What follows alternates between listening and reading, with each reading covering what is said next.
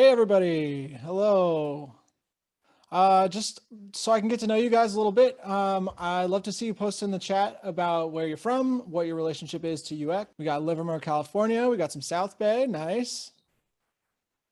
Sunnyvale, some more South Bay, East Bay, Oakland. A lot of Bay Area folks in here, love it. Super cool. San Francisco, we got Portland, Oregon in the house. All right, we got some Texas, some Massachusetts, Washington, people all over the country, love it. Well, sweet. Good to know that we got a lot of people here from all over the place. Nice to see you all. So today we're going to be learning about real basics in Figma, like super basic stuff about how to get you started from zero to making things. That's the aim of today's talk. I'm going to share my screen and let's get started.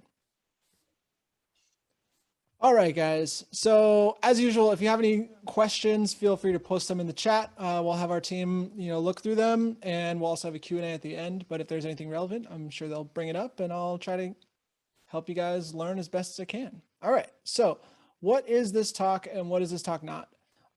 This talk is not about the creative process or how to think like a UX designer or how to figure out your style as a graphic designer. It's really just a fun introduction to how to do basic Figma things, just to get you started.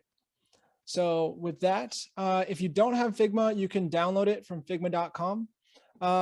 It's free software. It's not going to cost you money to get started. There is a paid version. You get a few additional features, but you can do a lot of things for free. And we're going to do all the free stuff today. So if you go to figma.com, you're going to see this screen. You have two options here. Try Figma for free and sign up. Both of those will get you to the same place. You can also download their app. But once you get signed in, signed up, and started, then you're going to have two options, designing and FigJam. So FigJam is really, really helpful for a lot of things like brainstorming projects. And, it's got mind mapping exercises and tons of templates and stuff there. To help your team get started. But today we're going to be working in the design side, designing with Figma. So when you click on there, it's going to open you up a page that looks a lot like this. This big gray space is called your canvas. It seems unlimited. There is a limit to it. It's like, I think it's like 135,000 pixels wide, something big, but there is a limit.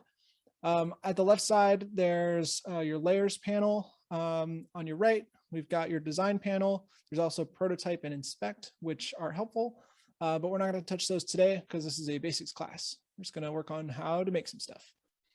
So what are we going to talk about today? You're welcome to follow along and build some things. If you have your Figma open, that'll be helpful for you to follow along. We're going to talk about frames, shapes, duplicating things. There's a few different ways to do that.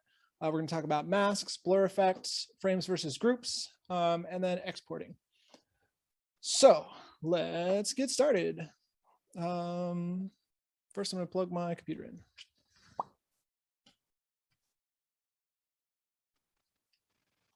All right, crisis averted. Frames. You can think of your frame as your paper, basically. So if you're building a painting, right, you're going to have a canvas that has edges to it. That will help you paint in a certain area. That translates to digital products as well. So if you're building a phone screen or a web page that's as big as a desktop screen, or if you're building a tablet app or something, those are all going to be different sizes, and you can use those in Figma. The way to use them is what's called frames. A lot of different apps will call those artboards. So artboards and frames, very similar. So for example, in here, if you're looking at this desktop screen, this iPad screen, a couple of different phones, each one of these is a frame. So that's what Figma calls a specified area. And we'll talk about frames versus groups a little bit later.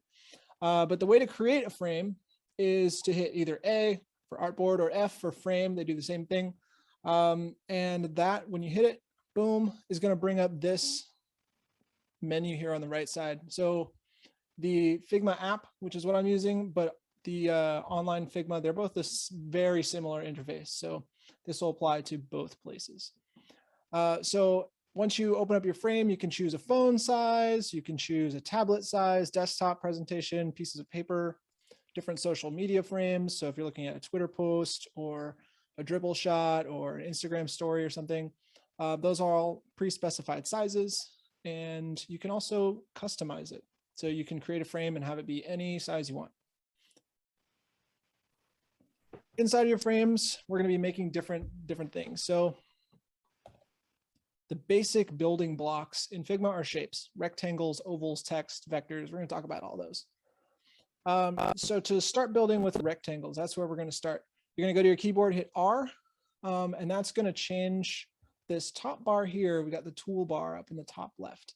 You hit R, that brings up this rectangular tool.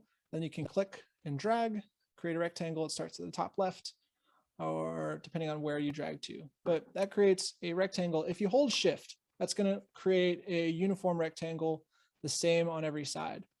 You can let go of Shift. That's going to open it up again. You hit Shift again. It brings it back to that regular shape. Rectangles and squares. So that's how you make a rectangle. You can also, of course, go up to the menu here and click and select rectangle. You'll see there's a lot of other different shapes up here: stars, polygons, ellipses, arrows, lots of different stuff. So we're going to play with that a little bit. We've got rectangles, boom. We've got squares. You hit Shift. Once you have this shape created, you can change one aspect by grabbing an edge, one aspect by grabbing another edge. You can hit the corner and move both at the same time. And then if you hit Shift again, that's what I did to make it snap to that regularity. And that's going to be the same across almost every shape. Everybody with me so far? Super cool. All right. So ovals is very similar. You can hit O for oval, boom. Just kidding, that was Sketch. You hit E for, oh, here we are. It is O. I was clicked on the wrong, wrong page. So you hit O for oval, and that's going to be the same thing as rectangle, right? You drag down, you make oval, drag to the side, you make a thin oval, you hit Shift again, and that's going to create a perfect circle every time. You can scale that however you want and move it around like that. Once you've created a shape and you click on it, if you hit Shift again, so I'm not hitting Shift, I'm hitting Shift now, you can click on any part of the shape and it will stay the same relationship between the top and the side, right? So it's going to stay the same proportions if you're holding Shift. So Shift is a pretty powerful tool. Text acts a little bit like a shape in a bunch of different ways. So there's a couple of different ways to use text. You can hit T, and again, you can always select it up here in this toolbar. But you hit T, and you can click and just type. Whoop, type, typer, typer, typer. There's a few different things you can do with that. So you can take this text box. This is where it's different from a shape like a rectangle or an oval or a triangle or an arrow. If you click and drag the corner, notice how the text isn't changing. What's changing is the actual text box here. So we're going to play with text boxes a little bit. Again, feel free to follow along. So we're going to go back here and we're going to classic the quick brown fox jumped over the lazy dog. Notice how that text didn't stay inside of our frame, right? This shape here is called a frame. One thing that a lot of people do when they're first starting out is they'll go here. All right, I want this text to wrap. Boom, now it's in 2 lines, perfect. I don't want you ever to do that. And there's a really important reason for that. If we decide later on that we want to change how this text box is shaped, let's say we move this here, now we've got really weird line breaks, right? So Figma solves that problem really, really, really well. There's a really simple thing you can do for that. All you have to do is you type out your sentence, and then you go here, and instead of creating a line break with the return key, you actually just change the shape of the box right out of the gate. So now later on, if you decide, okay, instead of this, we want it to be a little bit thinner, we can move it just like that, right? You see how there's not that weird line break after fox at this point. Now, text is another thing that you can do with text is you can set the area that you want to be typing in before you start typing. Type, and you see how as you type, it wraps to the edge of that box and jumps down to the next line. It will never go outside of that box. Now, you can change the shape of the box, and that will change the relationship of your text to space, but you can predefine your areas that way. So it's a little bit different than a rectangle, but very, very helpful. So let's say we've got our text and UX wizards are helping the world. Let's say I want to change how that text is styled, right? Let's say I want to change what color it is, what shape it is, what size it is.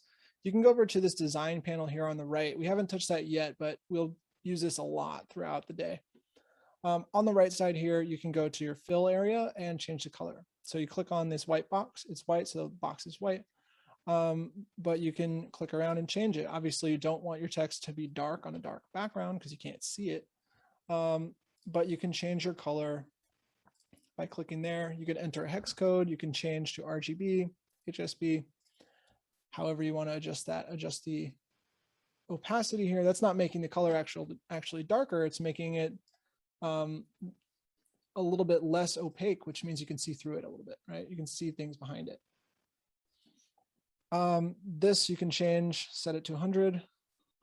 Opacity, color, you can change a bunch of different things. You can set the text to be aligned to the center, to the right side of the box. You can change the distance between the lines. You can change the distance between the letters. See what's changing is the distance between each letter, and you can do that on an individual basis as well. Text is very, very fun to play with, super helpful.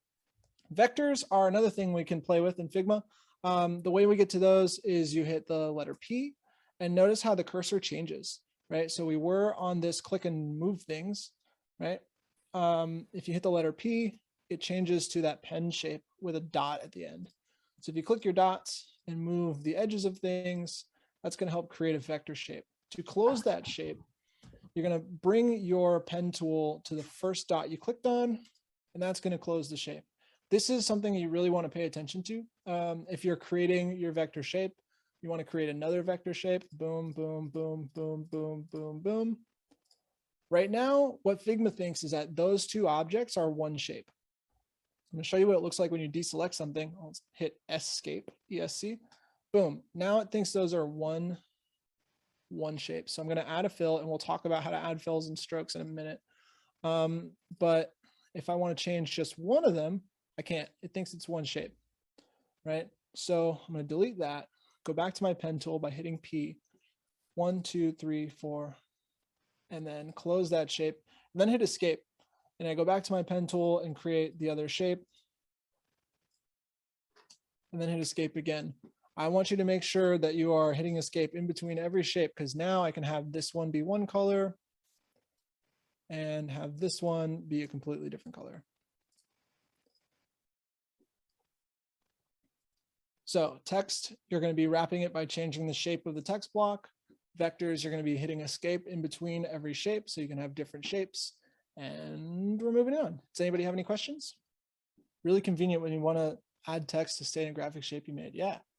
We got a question. Yeah. Fixed positioning when scrolling. Yeah. So fixed positioning when scrolling is going to be something that you'll work on with a frame. So it's a little bit more complicated. A lot of that stuff is going to show up when you're doing web design. It's kind of outside of the scope of this, but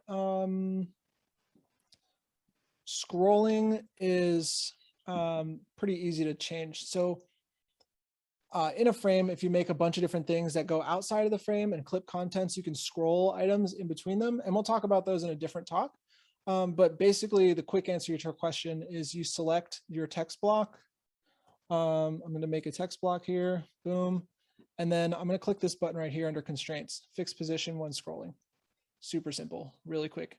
And now when I scroll, I mean, it's not going to happen in this window, but if I'm scrolling inside of this rectangle, which I can turn into a frame, that object will stay in place.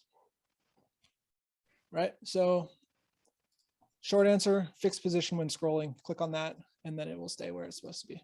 We got another question. How do you add shadows under your text? Ooh, shadows under your text. So that's part of the reason that I left text under shapes here. We're going to talk about shadows in a little bit.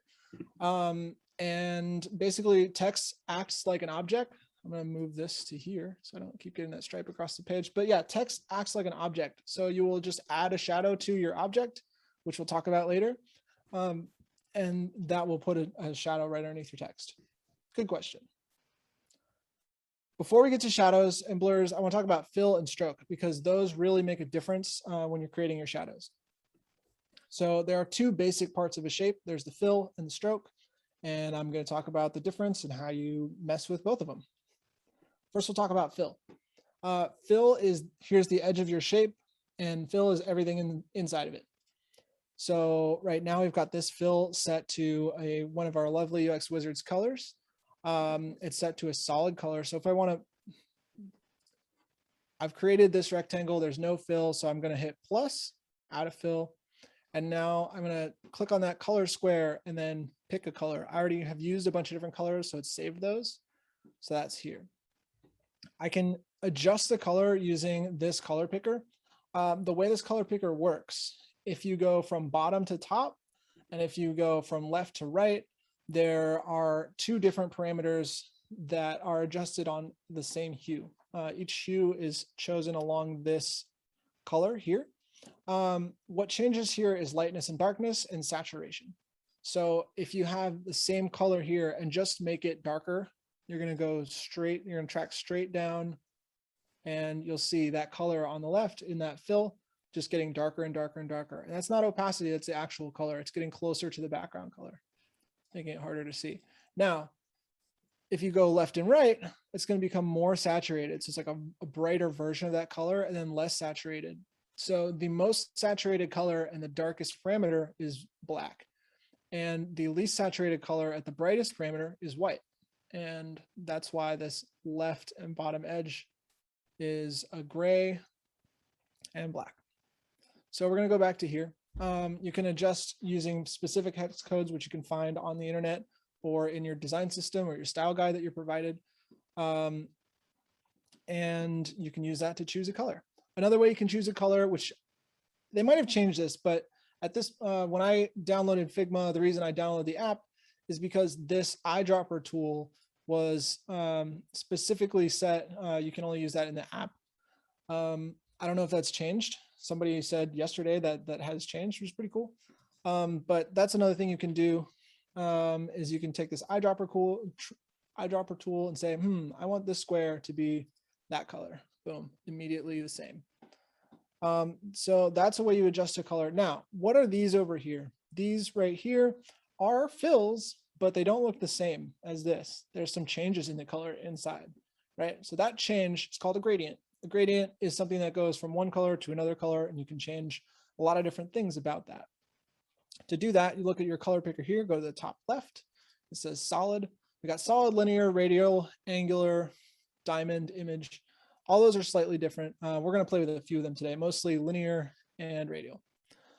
So looking at this, I'm going to go boom, linear. The first thing that Figma does is it takes the same color that you started with and goes from where you are to that same color at a 0% opacity, completely see-through. So right now we're looking at this square here. It isn't going between two colors. It's going from full opacity yellow to no opacity yellow. So you can see over here, you can see right through it. That's really helpful for a lot of things, especially if you're having text on top of an image, but that's a talk for another day.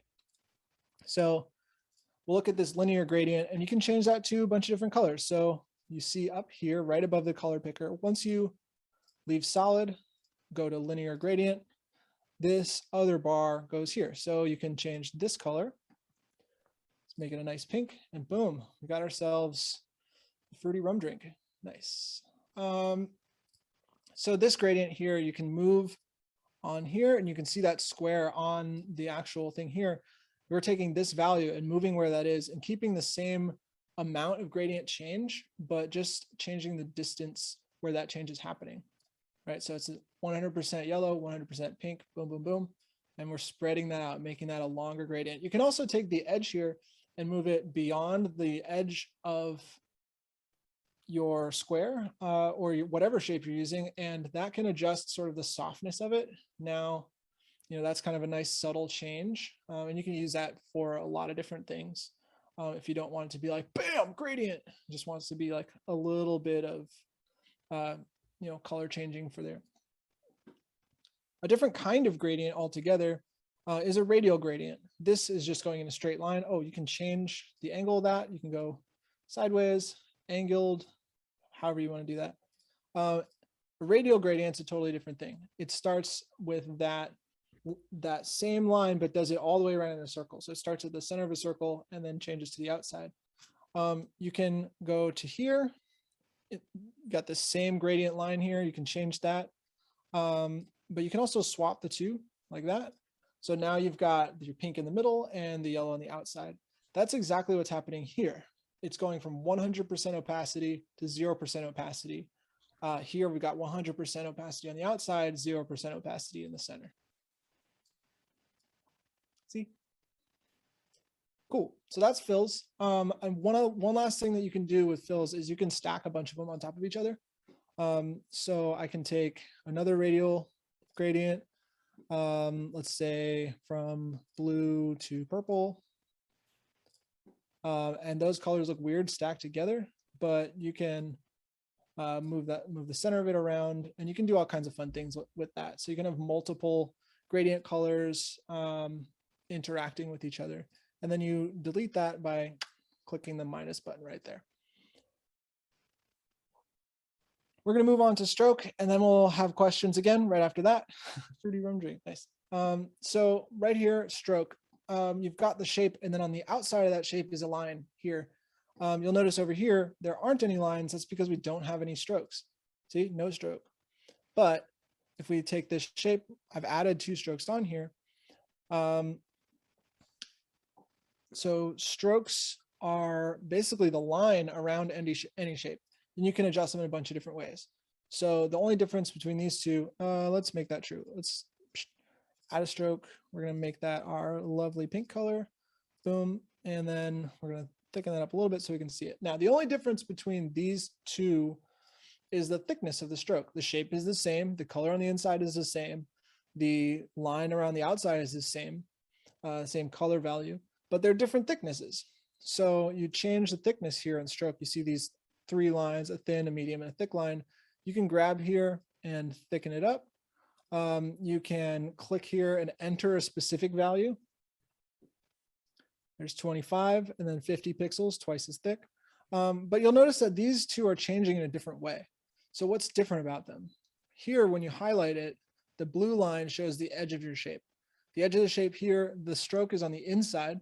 The stroke is on the center of this line. So we've got a 30 pixel stroke. So let's make this one a 30 pixel stroke. And they look slightly different. So what this is doing, you've got right next to your stroke thickness and your color. Next to that, it's got this little drop-down menu here. You've got centered, inside, and outside. Right now, it's selected on centered, and that's going to have the pixel width right on the center of the line. It's going to spread in both directions. If I change that to inside, now it looks the same as the other one. As I increase the stroke width, it's going to grow from the edge of the shape towards the center. If I change that to outside, it's going to grow from the edge of the shape towards the outside.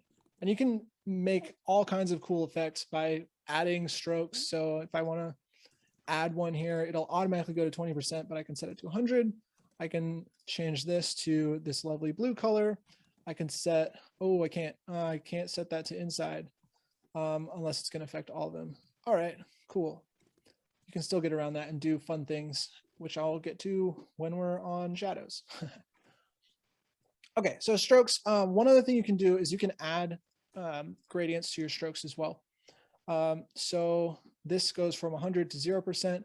What I want to do is go from 100 to 100%, but slightly darker to make that kind of cool thing.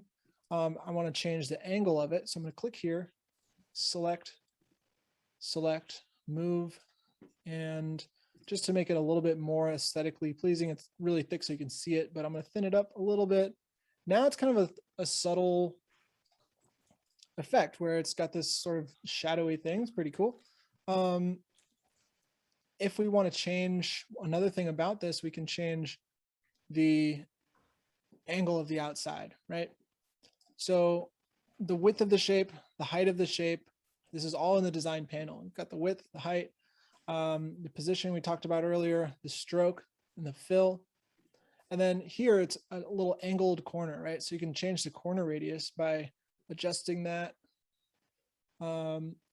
If you set it to 0, it's a perfect right angle, or whatever angle your shape is at. If you're using a triangle or something, the angles will change as well. So we're going to make those a little bit rounded, and that's a pretty good looking rectangle. All right, so we got stroke and fill. Another subtle thing you can do with stroke is you can set a light stroke on a dark object and a dark stroke on a light object. If you're looking at a dark background here, I've got a shadow in here just so you can see that it's there. I would never have it actually look like that. I'd probably have this be like 8% or something. But you can see that little outline around it just helps you see where the edge of this rectangle is. If you turn the stroke off, right, it just kind of blends to the background a little bit. It's hard for your eye to see. You don't necessarily see the edge of this. You can if you look, but your eye just kind of notices that that's an edge of something. So those kind of subtle effects are really helpful to remember. So we've got fill and we've got stroke. Does anybody have any questions about these things? There was a question about moving the shape. Ooh, the gradient fill did not move, but the shape moved. The shape moved, but the gradient didn't. Sean said, I tried to move a shape with the gradient fill just now and the shape moved, but not the fill. And Laura says, maybe you had two shapes. Oh, Sean figured it out. Double click the shape and some diagonal lines showed up and then it moved in that way. Huh. If you can duplicate that, I would love to figure out what that is, because I haven't seen that happen. Unless what I've done before, see that's duplicated, I've moved it like that, where the shape moved. Another thing that is possible is that you created a frame and then moved the frame. And the shape stayed where it was because you're just moving the edge of the frame, not the shape itself. That happens sometimes. Double clicked it again and went to normal movement. Okay, so when you're double clicking things, what that does is that allows you to edit the actual shape. So you see these are the diagonal lines Sean was talking about. Double click and they went away. Oh, corner radius. Sorry, I got distracted, but you can grab this corner radius and change it that way. Super helpful. But you double click on a shape and that creates these angled lines. What that means is you're in an editing mode for the shape. You can grab the corner here and move it, right? So you can edit your shapes that way. So I can make these, change it around so it's not a perfect rectangle, and you can add another point here. Now we're editing the vectors, right? So if I were to go into my pen tool, click, click, click, click, click, click, I could create that shape as well.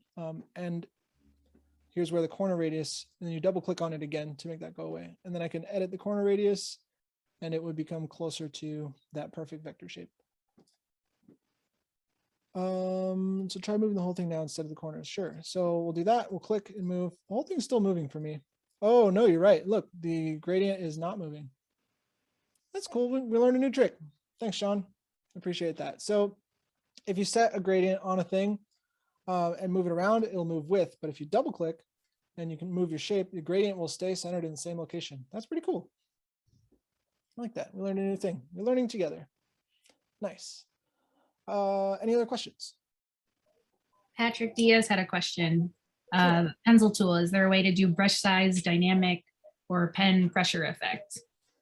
Probably. I don't have a pen set up here. I'm just on a mouse, but go ahead and message me on LinkedIn and I will, I'll find an answer and get it to you. If you want to post my LinkedIn, I'll post my LinkedIn thing at the end and you can see it there. Just remember to do that. You're on the networking sheet. It's there. I'm on the networking sheet. Yeah. Perfect. You can find it there. All right. So stroke, Phil, any other questions before we move on? So drop shadows. We talked about shadows on text before. drop shadows. So a lot of times I did this when I was first starting. I was like, I want a drop shadow, created a drop shadow. Boom, it's there, done, moving on. Like this doesn't look great. This is not a good looking drop shadow. So let's talk about how to make a good looking drop shadow. I'm going to get rid of this really quickly, boom, and bring this back. So on the Figma page, if you want to download, you'll notice that there's a lot of really hard shadows like this. And that's okay. That's a stylistic choice. That's something that Figma chose to do that really flat design, and that's cool. That's totally fine. That is a stylistic choice. Doing something like this could be a stylistic choice if you want to do that. But to my mind, that looks like it's 1992 and you have the option drop shadow or no drop shadow, and you've chosen to use one. Things are a little bit more customizable at this point. So how do we want to do that? First, let's get rid of this drop shadow altogether. Boom, same rectangle that we've started with. I'm just going to create that from scratch just so we see it. Hit R, go to rectangle, hit shift so it's a square. I'm going to round those corners. Boom, boom, boom, boom. We're going to choose a new color. Boom, rectangle. Now we've got fill, we've got stroke. Now we're into the effects panel. You're going to hit plus for an effect. The automatic effect it adds is a drop shadow. It's got a few different options. We're going to talk about some of those, but first we're going to start with drop shadow. Just to the left of that drop down menu, you see a little sun. That's like a knob that turns. That's going to be your settings menu for just about everything. You see this anywhere in Figma, that's your settings. So you're going to click on it, settings. What you're seeing right now is your drop shadow is set on your x-axis, 0 pixels, 4 pixels on your y-axis, a little bit of blur, no spread, set to black at 25%. X-axis is sideways, y-axis is up and down. So it's just a little bit down on your y-axis. I'm going to set this to white just so you can see it. And I'm going to move these so you can see. We'll take this y-axis, roll it to the right. See, it's climbing down there. You go to the left. Now it's in negative numbers going up. X, same thing, to the right and to the left. So you find the combination of where you want to be. And I'm going to set this to 100%. Boom. And then we're going to go to this darker yellow. That's exactly what we looked at before. Ta-da. Except it's a little fuzzy. The reason it's a little bit fuzzy is because this blur effect. So there's perfectly straight line, and the bigger number of blur you've got, the bigger blur you'll see. That is super helpful. So a little bit of blur, there's a difference between does it look good, and we'll talk about what is good in my mind, and there's tons of different ways to define good. But is it there and is it good are two different questions, right? So a lot of times a way to find a drop shadow that's really subtle and nice, I'm going to show you, let's see, where this one, goodbye, there. I like this shadow a lot. You can barely see that it's there, but it's there. This has a little bit more emphasis on it in the frame. So you're looking at it, you kind of notice that thing. I turn that shadow off. It's a little bit, it's cool, it's there, but it's like the same level of importance as everything else. I'm gonna add a little drop shadow. Now it's kind of shining a little bit, right? You don't necessarily notice it. You don't necessarily see that there is a drop shadow, but it starts to have a little bit of a 3D effect. It's a really nice subtle drop shadow. The way we create that is we're going to click on here, go into drop shadow. What we're going to do is we're going to select a color. I'm going to move this over, but I'm going to select the color that we started with. It's automatically go to 100%. Don't worry about it. We'll change that. I'm going to take this color here. I'm going to make it just a little bit darker, so there's a little bit of a difference. And then I'm going to dim it down just a little bit. So we're probably going to be operating somewhere for this color in about the 30% range, right? Maybe a little bit more subtle, 22%. That looks nice too. I'm going to have a little bit brighter just so we can see it while we're working with it. Then we're going to take the drop shadow. We're going to move it off axis a little bit. An important thing to think about is where the light is coming from, right? So if you have a drop shadow, the way a shadow is created is it's blocking light that's hitting all the other places. So on your website, you can choose where you want that light source to be, or in your app or whatever, same thing. You have a light source, you have an object. Here's the light, here's the object. The shadow is going to be on the other side of it. So if all of your drop shadows are to the same angle, that's going to help everything feel real uniform. If all of your shadows are from a single object, then they're all going to be at different angles, but pointing to the same thing. So it's important to be intentional. I'm not going to tell you how to make that choice, but I will tell you it's important to be intentional. So we're going to knock our x-axis up a little bit. We're going to take our y-axis down a little bit. It shows it a nice, slightly darker yellow than what we've got here. Now we're going to take this percentage and we're going to knock it down to 40% just to see what that looks like. Starting to get there. Let's change this a little bit more. Let's take that half, so 20%. That looks okay. Now, the difference here from 0%, we also had a nice spread on there. So we'll talk about spread in a second. So this shadow starts at the same size as the object that it's being a shadow of, right? So you blur that out from where it is. It makes it fuzzy around the edges. Spread is going to take the center point and just make it bigger on every dimension. So if I take my X to 0, take my Y to 0, take my blur to 0, and turn this all the way up to 100%, you're not going to see that shadow. It's hidden directly behind here. Same shape, same size. You take that X-axis, boom, knocks it off to the side. Y-axis, boom, knocks it off to the side a little bit. Now, if you take these back to 0, 0, and then take your spread, you'll see what it does. It grows from every axis, same shape, bigger size. Now it's got the same angle of the corner. If we wanted to kind of echo this, well, that stays the same. So a lot of times what we're going to do is we're going to take this blur and blur it out a lot, like there's 250 blur. And I'm going to take this spread a little bit further in. And now we're going to take this down to, where were we at before? 20%. Boom. It's still there, but it's really, really subtle. And it just gives a little bit of importance to this rectangle. Let's talk about text because somebody brought it up before, and then we'll stop for questions again. So text, we've got this fill color. You change the color. Boom. Great. Awesome. We got it, but turning it back to white. Then we're going to go to the effects panel. We're going to add a drop shadow. Immediately you want to start editing the drop shadow stuff. Let's just, so we can see it, we'll make it this nice yellow color we've been playing with. So you can see that there's a little drop shadow there, like really word art, Windows kind of stuff. Again, we want to make it very subtle unless we're intentionally making it not, right? So that is a stylistic choice you can do.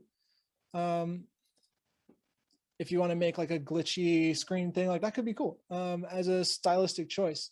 But a lot of times you want to be more subtle. So you want to take this to make it feel a little bit more thematic with everything else. Just going to fuzz that out a lot. There we go. That's looking nice. We're going to bring this back up to centered. And boom, we got a shadow. This is still at 100%, but it's blurred out so much that you can just see that it adds a little bit of importance to that text.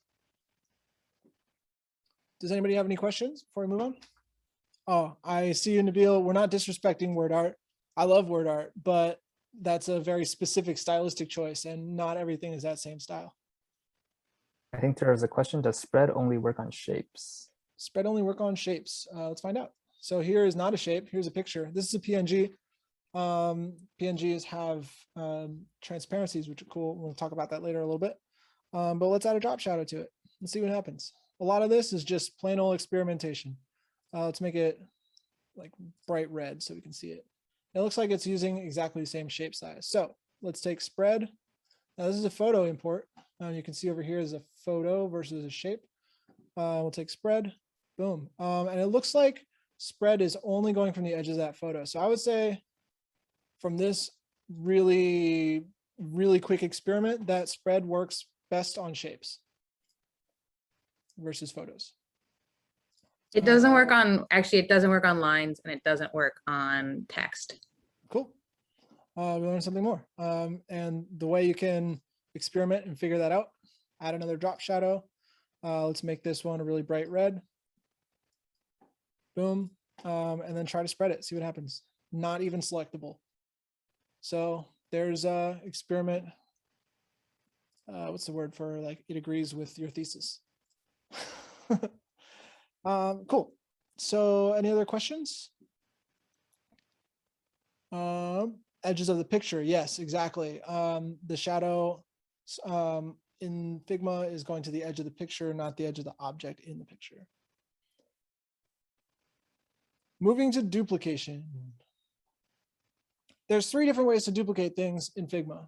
We've talked about the fill, the shape, the drop shadow. Now, how do we take a thing and make more of them? Cool. I see your time check. We'll take this object. You can hit Option and click and drag. Boom. Now there's 2 of them. Super, super quick. So you really just take this option, click, boom. Now there's another one. You can move it to any space you want. But watch this. When I hit Shift, click, boom. I didn't click anything. I just clicked Shift. Now it only moves on 90-degree angles. So that's really helpful if I want to keep everything aligned as I'm moving around. I can click here on this text, duplicate it, and it can move it wherever. But if I click Shift, it's going to stay lined up. So creating multiple objects, they'll all be lined up. Really helpful, really fast tool. So Option, click, Shift holds it on the 90 degrees.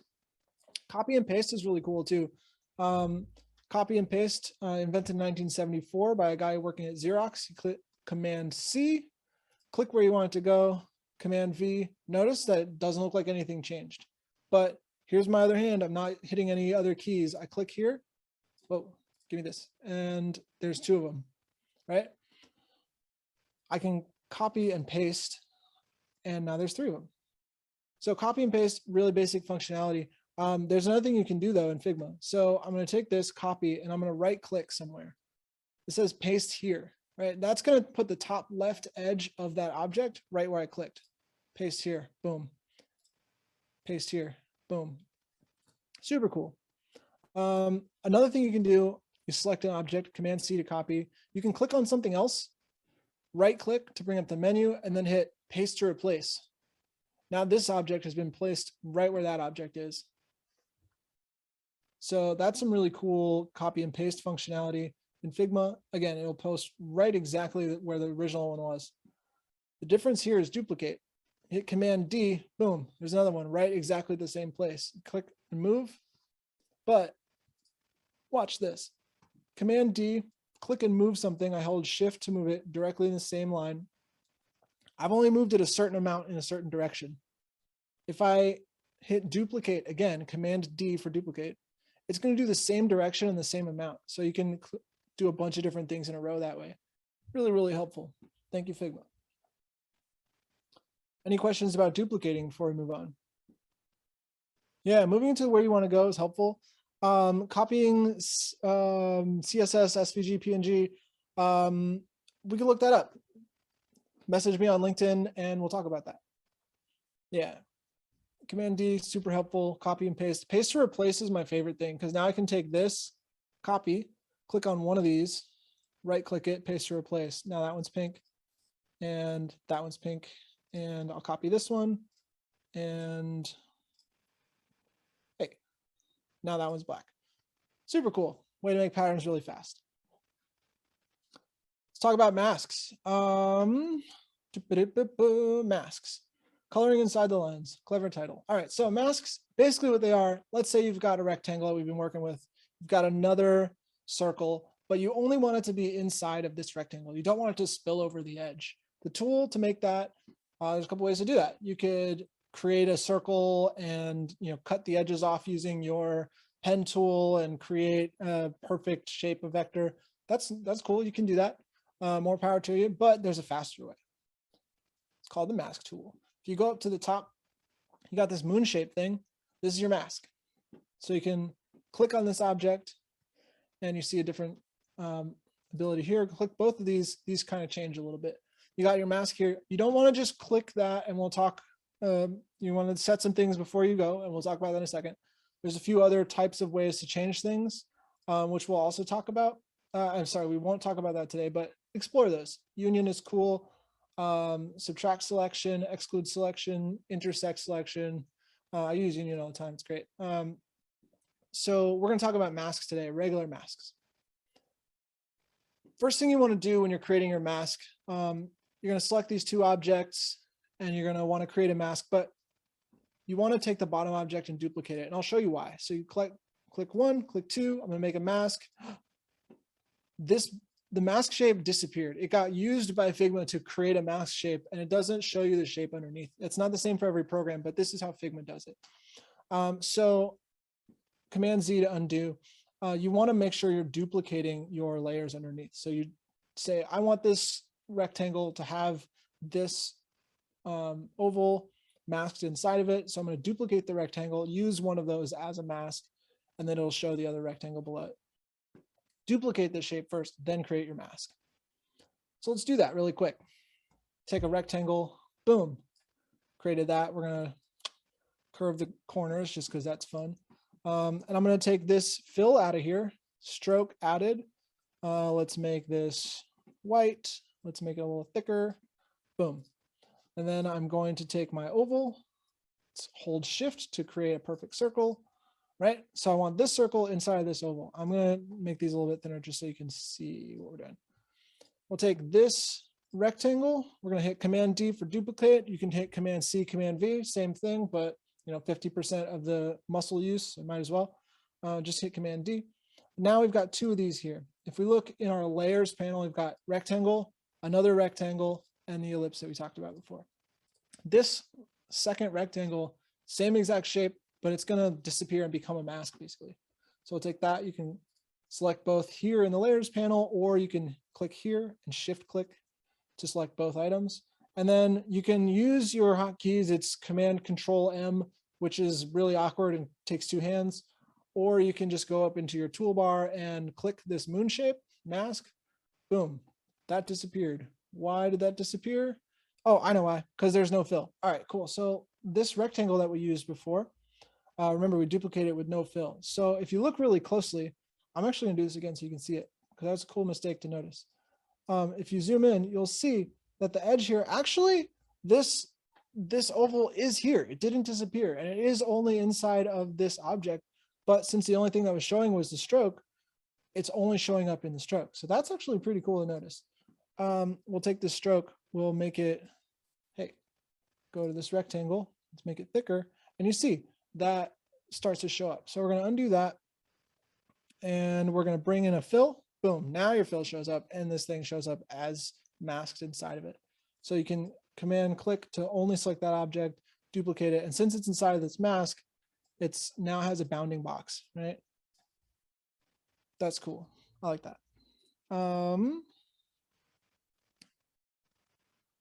Moving on, we learned something. That's two things we learned today. Learned a lot of things. So we've used masks to put things inside of a shape. Some things that we can use to clip different things in different ways are frames and groups. So frames, you can clip content with it. So like if you want to make a phone screen and have things spill off the edge, like the scrolling we talked about earlier, we can clip content with that. And it also helps you decide how things are related to the edge of the frame. Frames do that, groups don't. Groups are really useful for like selecting things and moving them around as groups, like the name suggests. So for the frame, I've created a bunch of these already so we can pull them in. But if you hit A or F to create a frame, choose a size and drop it in. I'm just going to use a pixel here, boom. And then you can grab a couple of objects. So let's say we're making a top bar here. Use case for this is if you want to create a bunch of different phone sizes. So maybe here's your pixel, and then like another one is going to be wider, right?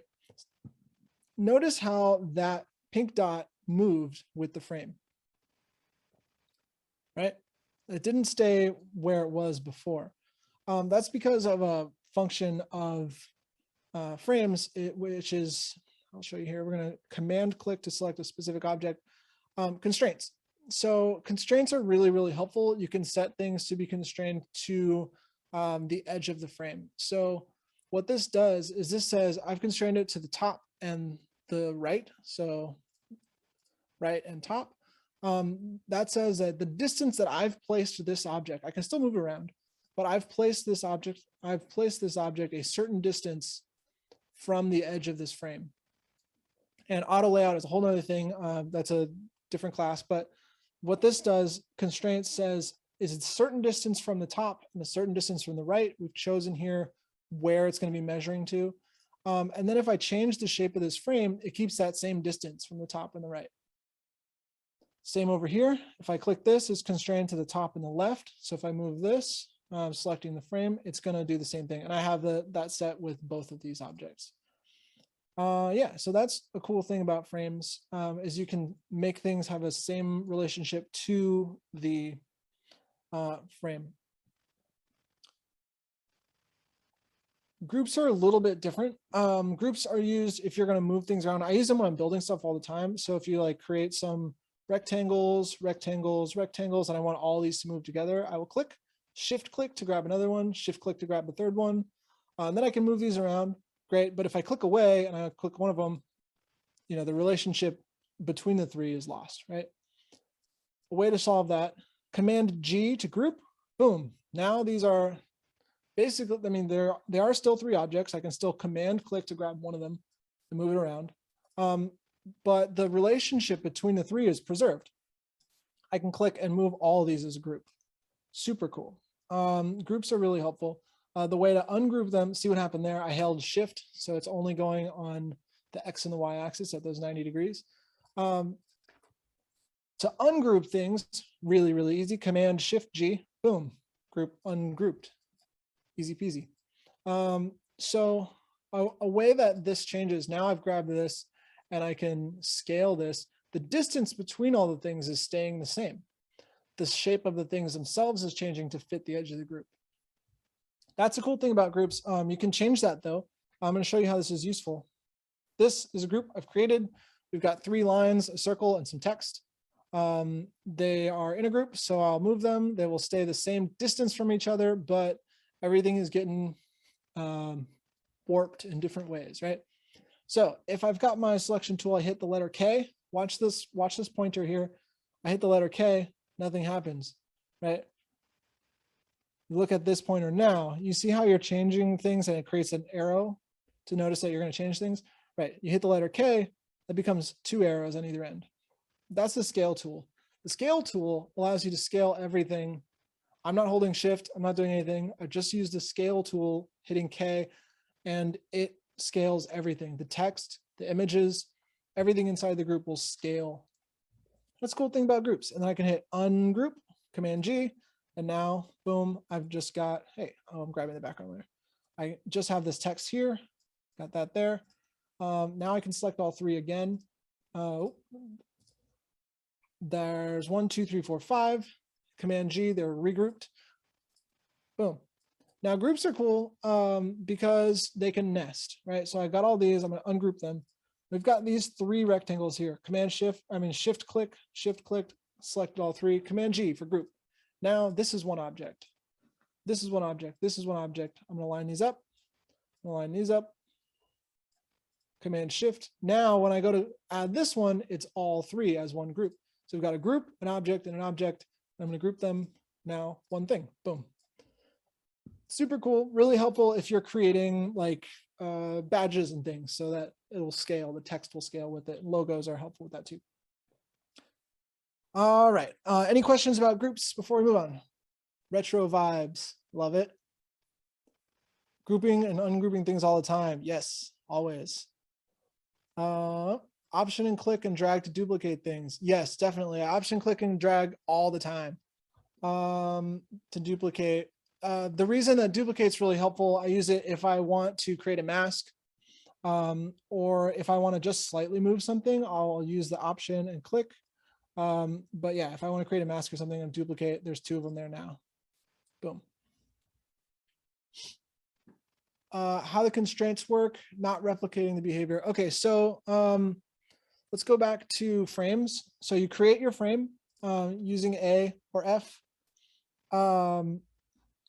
Once you create an object here, I'm just going to delete these. 1, boom, 2. Now I'm going to create a new one. So O for oval, create like a, I don't know, a thing. And then here's a rectangle, and I'm going to add another rectangle. Right? I'm just going to make these different colors so we can differentiate them easily. using the colors I've selected before, boom, and then shift click, editing both of these colors at the same time. All right, so now I grab the edge of this frame. It does nothing, right? Nothing has changed, except it will cut the edges of this off. Groups won't. So I'm going to command click this object specifically. I'm going to command shift this object specifically also. And I'm going to set my constraints to the left and top. Now, it's weird that it shows that. Did I hear time check? All right. So now I've got this frame specifically left and top. Now I'm going to click this one here. It's got the top and the right. That should. Now that is held. So then we're going to do these two. I'm going to click this left and top, and that should hold also. Yeah, there we go. It'll overlap, but that's moving. Are we, are the constraints working for you now, Sean? Yeah. So these constraints don't work with groups. They only work with frames. Groups will scale the objects instead of having them be in a spatial relationship. Groups will hold the same space between the objects, and frames will hold the same space to the edge of the frame. Big difference there. Again, if anybody has any more questions about that, feel free to reach out to me on LinkedIn and we can go over it. I'll spend time with you and make sure you got it before we exit. Let's move on to blur effects. We got about 15 minutes here till the end. So blur effects are something you'll see in modern design all over the place. You'll see these kind of, I'll get this out of here, but you'll see these kind of just spaces, right, with fuzzy blurs all over. There's a few different things that you can blur. You can blur light, or blur can represent light, shadows, and color, right? What this is basically just a circle with a color on it and just like a really intense blur. So how do we get that blur? In that effects panel, where we did the drop shadow, we've got layer blur, background blur, inner shadow. We're gonna click on layer blur, and that's like a Gaussian blur in a lot of other places. 0% hard edges, right? So then you can click the edge here and click the text here and drag it to change, or just guess. A lot of times I'll just guess. I'll go here and try 400. That looks pretty good. I want it a little bit more. Let's go 500. And what that did was, hey, where'd you go?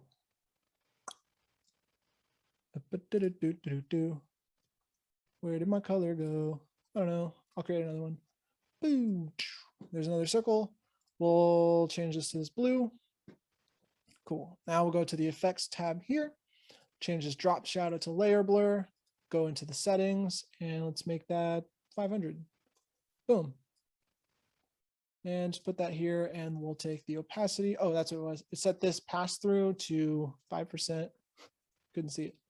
Take this 100%. Let's adjust that to 20%. Boom. Now we've got a nice subtle background color blob, which recedes into the background, so it's not competing with whatever your content is, but it adds a little bit of visual interest. Kind of nice. So that's one way that blur can represent color. We'll talk about light and shadows a little bit. So your eyeballs are sensory organs that pick up light and process a lot of information to help you move through space and notice other objects that are moving through space. You don't necessarily need to understand exactly what all those things and pieces of information are that your brain is processing, but it's helpful to think about some of them, right? You're looking at me, you're seeing a three-dimensional person, right? But you're seeing that three-dimensional person on a flat screen or a bubble screen if you're looking at it on old TV or something, but it's a two-dimensional space and your brain is still interpreting 3 dimensions. The way it's doing that is by looking at where light is and where shadow is, and just using its previous experience with touch and with distance and objects it's interacted with, and just figuring, okay, I know what those mean. I know what that light pattern means. That means it's a 3-dimensional object. So here, what do we have? We have a group Oh, let's talk about this really quick. So if we're looking at groups and frames, if you're in your layers panel, you see this hashtag shape that represents a frame, and this dotted square represents a group. So if you click on this hashtag shape and collapse it, these are all frames. And this is a group. So I'm going to open up my group. We've got a mask group. Like I said before, we can have a bunch of different groups nested inside of each other. This mask group is, let's just select that, and we'll move it out of the way, right? So this mask group is a duplicated oval here with a few other things inside of it. They're just sitting right on top of each other to give that three-dimensional effect. We've got this, just looks like an oval, and then we put the light and shadow on top of it, and it looks a little bit three-dimensional.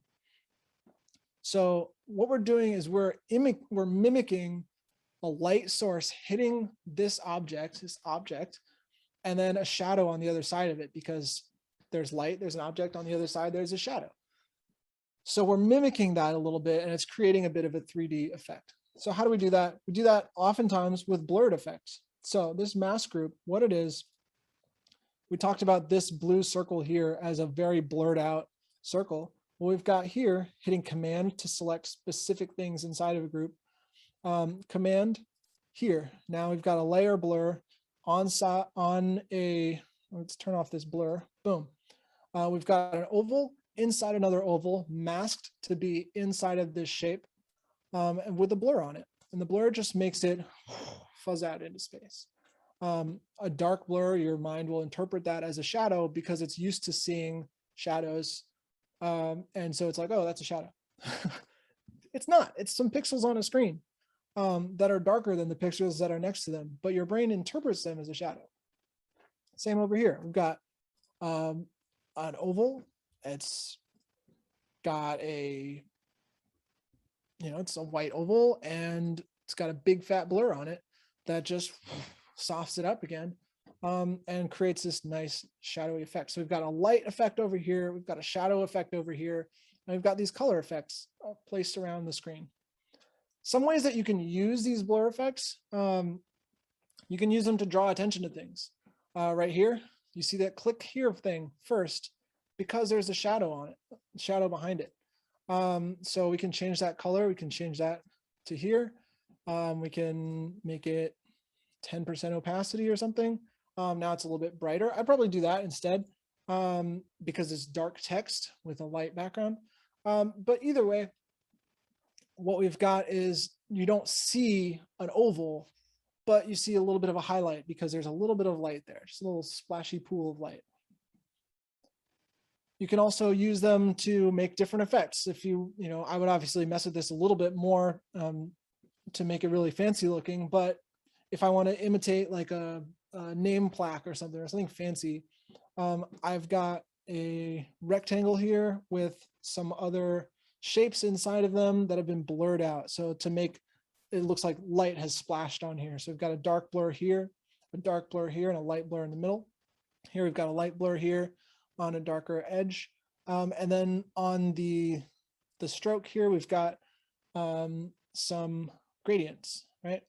So we got a gradient here, and that shows, that's mimicking, again, light bouncing on things. So we've got dark light, dark light, dark light, and that creates this sort of metal-y shape. It's pretty fun.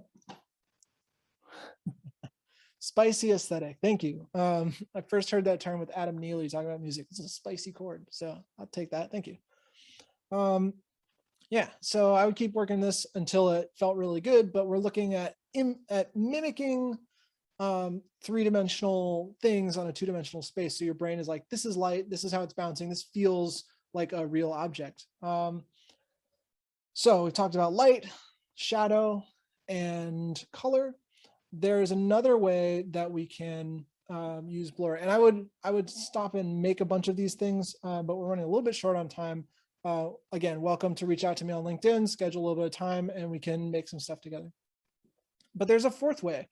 You can use blur to obscure things that are behind it. So we've got right here, you've seen these glass morphic cards maybe. They're really popular these days, and we are going to stop and make one of these. It's really, really pretty simple. What this is a bunch of nested rectangles and ovals with different blur effects on them.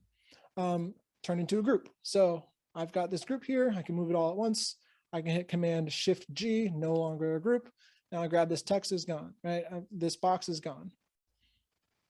So let's grab all these things, group them again, and move it out of the way. Boom. So we're going to go back to this page because we've got space. We're going to hit oval. If you have your Figma open, definitely make this with me. It's fun. So we're going to take oval, take another oval. We're going to take a third oval. Boom. And now I've got 3 objects. We're going to change the fill color. I've got this pink, yellow, and blue color palette going on. Pretty fun. Let's take this and add some blue. Boom, boom, boom. Great. Now we've got the basis of it. Let's take this rectangle. We'll add a card-shaped rectangle. A lot of times it'll be like a 4x3 or 16x9, but we're just going to guess at this point. If you're working with a design system or a specific thing that will give you specs, or you will find something and make your specs similar to it. Right now, we're just going to make something random because it's close enough for TV. So take this fill, boom, make that white. We're going to drop this down to start 40%. Now, you can see that you can very clearly see these circles behind them. It doesn't look like a piece of glass or frosted glass. So what we're going to do is we're going to go to the effects panel here, take this drop shadow and change it to a background blur. Go into our settings panel. The only thing to change about background blur is how much it blurs out things behind it. So we're just going to make them blurry, frosted glass. Boom. Super fast, right? So how are we going to make this feel 3-dimensional? Oh, right? So fast. You can also take this, let's make that 20%. So there is a difference here between this pass-through and the fill color. Right now, this object is 100% opacity, but the color that's filling it is 20% opacity. You can have the same exact look, 100% opacity, and have this be 20% opacity, same exact thing. No, it isn't. No, it isn't. I think that's what happened before. So now the blur is only at 20% there. So now we've got our blur at 100% because this layer is looking at everything that's included. So 20% there would be 20% of everything that's included. But right now we've got our color set to 20%. So you can play with those different aspects to get different effects, changing how things are interacting. We're talking about 3-dimensional. How do we make this 3-dimensional? What we're going to do is we're going to think about how light is hitting this object, or how light would be hitting this object if we thought about it. So let's pretend that this yellow thing is the sun. That's where the light's coming from. We're not going to use yellow. We would if we really wanted to make this be the sun, but we're just going to use it as a directional thing for now. So we're going to add a stroke. We're going to make that stroke white because light is bright. But if you're using a pink source on one side and a blue source on the other side to make a cool thing, you can change your colors that way. Absolutely okay. For simplicity's sake, we're going to do it this way. So we've got an outline there, but we want that to fall away because light hits stuff and it scatters and it becomes less bright. So we're going to take this stroke, we're going to turn it into a linear gradient. Here's the 0%. We're going to put that over here. We're going to put this over here, and we're going to take this 100%. Now we're just going to adjust it to our eye because we don't want it to say like, hey, there's a stroke here. We want it to like kind of recede into the background and have that like color information that your eye is looking at and processing in the background. We want that to register, but we don't want to have to think about it. So we're going to do a nice subtle effect. Now we're kind of starting to see it, right? We got a little bit of light here, but what's the opposite of light? The opposite of light is a shadow. So we're going to add another stroke. We're going to bring this up to 100% so we can see what we're doing. Boom.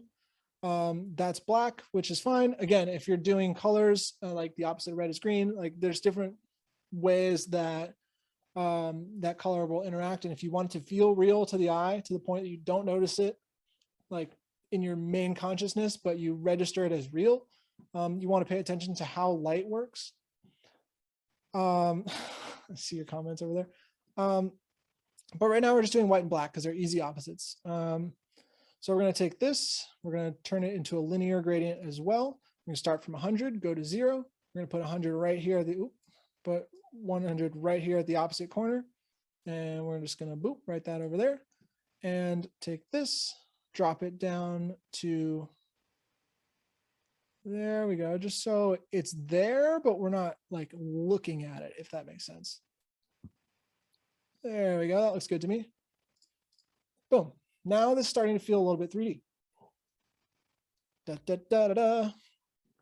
All right, then we can add our objects here. Let's add another text space. We'll add some text. We're gonna do a text block here.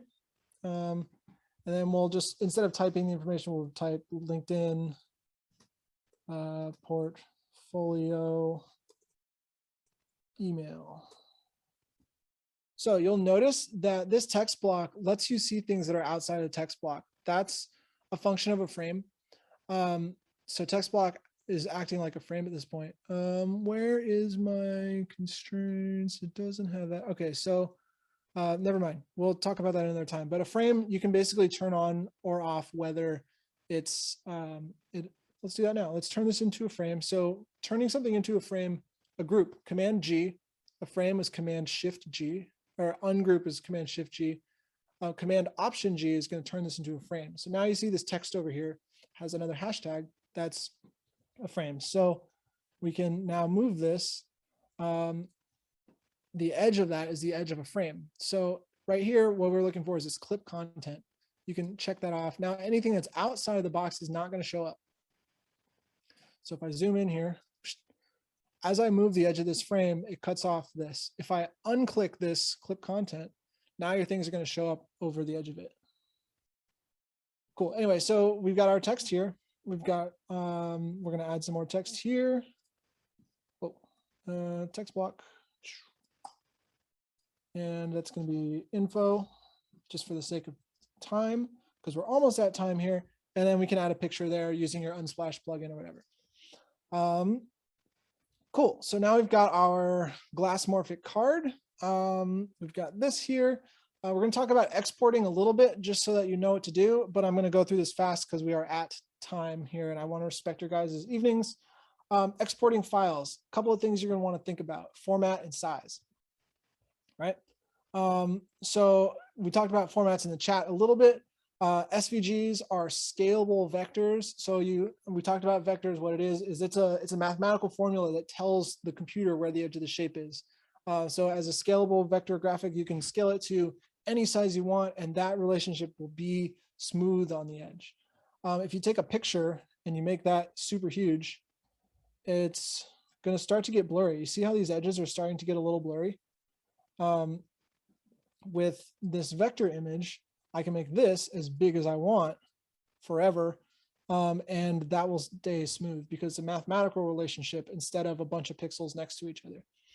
JPEG is really helpful if you're doing, if file size matters. That's not going to allow you to do transparencies. We'll talk about it in a second, but it has really small file sizes. It's helpful, but it's if you export it as a JPEG and then download it and then squish that again and then download it and squish that again, the image will get worse and worse and worse. An SVG, you don't need to worry about that. It will just continue to scale. PNG, what it'll allow you to do is have transparencies. So I'm gonna bring this to the front. If you look at the letters here, you can see them through this. That's because these parts here are saved, this PNG file is saved, and those transparencies allow things to be seen through it. If this was a JPEG image, let's say we took this object, exported it as a JPEG, this is registering this background blue color as information. It's actually putting blue pixels in there. If I'm just exporting this layer from here, export it as a JPEG, it'll register this gray background as pixel information. So you bring it back here and that gray part will still be there. As a PNG file, you can have these transparent backgrounds, and now this is the shape of the thing. These blue lines are the edges of it, but this other part is registered as transparent. You can see through it, 0% opacity. So that's a really helpful thing, but the file sizes are bigger. And as you have gradients in PNGs, your file sizes will start to grow a lot.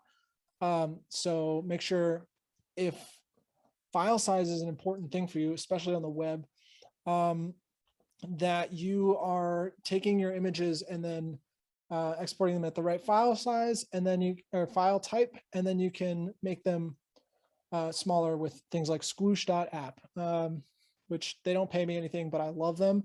It's SQUOOSH, squoosh.app.